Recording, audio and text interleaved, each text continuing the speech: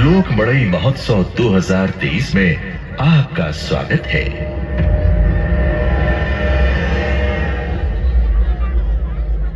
माननीय दलेश्वर साहू ने आदिवासी भाइयों के सहयोग से आदिवासी संस्कृति और उनके गौरव को 3D प्रोजेक्शन मैपिंग और लाइट एंड साउंड के माध्यम से दिखलाने का अनूठा प्रयास किया है।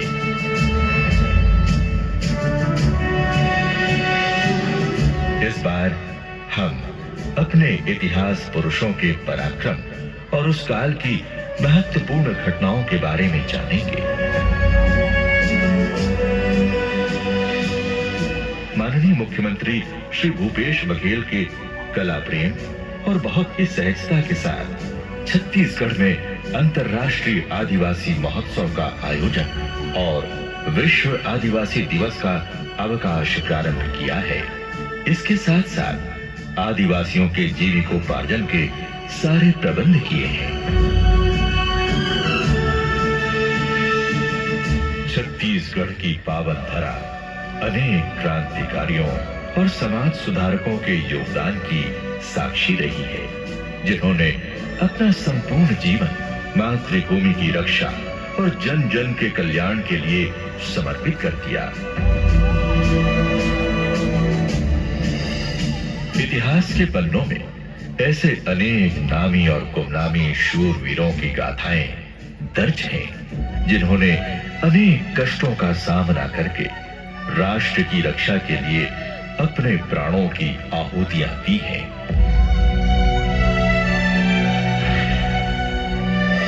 इन्हीं वीर वीरांगनाओं के त्याग और बलिदान का ही परिणाम है कि आज हम आजाद हवाओं में सांस ले रहे हैं। आज अवसर है उन्हें याद करने का, उनकी गाथाओं को जन जन तक पहुंचाने का।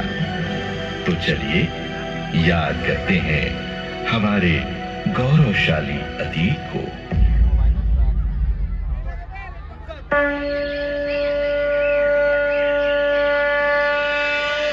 भोरम देव का प्राचीन मंदिर, जिसे 11वीं शताब्दी में नागवंशी राजा गोपाल देव ने बनवाया था।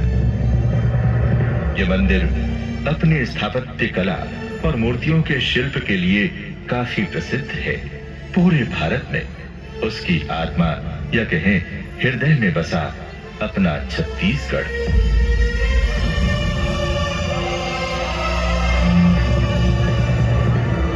इस छत्तीसगढ़ की संस्कृति में बसे हैं विभिन्न समाज और वर्ग, जिनमें से आज हम कुछ विशेष समाज और संस्कृति का बखान करने जा रहे हैं। गोंड समाज। छत्तीसगढ़ के इतिहास में नजर डालें तो गोंडवाना साम्राज्य और गोंड संस्कृति इसका मूल है। परसाबेन, बूढ़ादेव, शंभू-शेठ, लिंगो बाबा और देवगुड़ियों की आराधना और आशीर्वाद से गोंड समाज वसुधैव कुटुंबकम की भावना से आगे बढ़ रहा है। 15वीं से 17वीं शताब्दी के बीच गोंडवाना में अनेक राजवंशों का दृढ़ और सफल शासन स्थापित था। इन शासकों में 15वीं शताब्दी में 4 प्रमुख साम्राज्य थे, जिनमें खेरला, गढ़मंडला, देवगढ़ और चांदागढ़ प्रमुख थे। गोंडवाना की प्रसिद्ध रानी दुर्गावती के शौर्य गाथाओं को आज भी गोंडी, हल्बी और भतरी लोकगीतों में बड़े गर्व से गाया जाता है।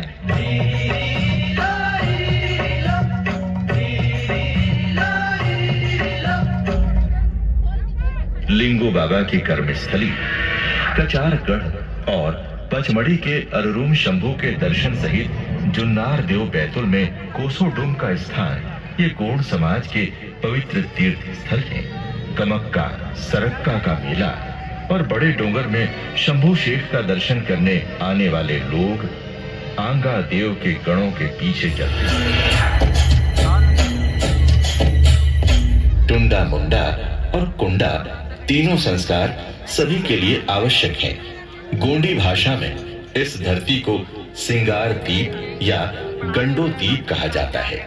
सिंगार द्वीप और गंडो द्वीप, इन दोनों शब्दों का अर्थ पंचखंड धरती होता है, यानी 5 द्वीप की धरती है। और गोंडी पुनेम का अंतिम लक्ष्य सगा जन कल्याण है। यही मार्ग जय सेवा का मार्ग है।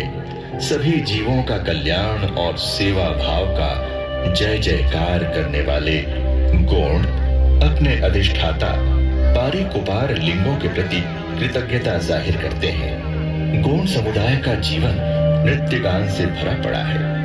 क्या आप जानते हैं नृत्य और गान की गोंडी शुरुआत कैसे हुई?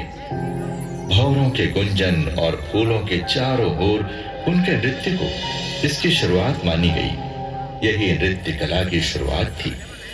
प्रत्येक नृत्य गीत किसी न किसी धार्मिक पर्व, सामुदायिक कार्यक्रम और मौसमी ऋतुमान से संबंधित होता है। गोंडी नृत्य में जिन वाद्यों का उपयोग होता है उनमें सुरबाजा, ततबाजा, कीकरी, ढोसीर, किंदरी, डोमिल, निशान, गोगा, तुड़ुम, ढोल, परांग, मांदर, पिटोरका, टिंडोरी, घुनहारी, कटवाकिंग, चिटकुला और मंजीरा प्रमुख वाद्य हैं। बहरहाल हम गोंड समाज की महान विभूतियों पर नजर डालते हैं।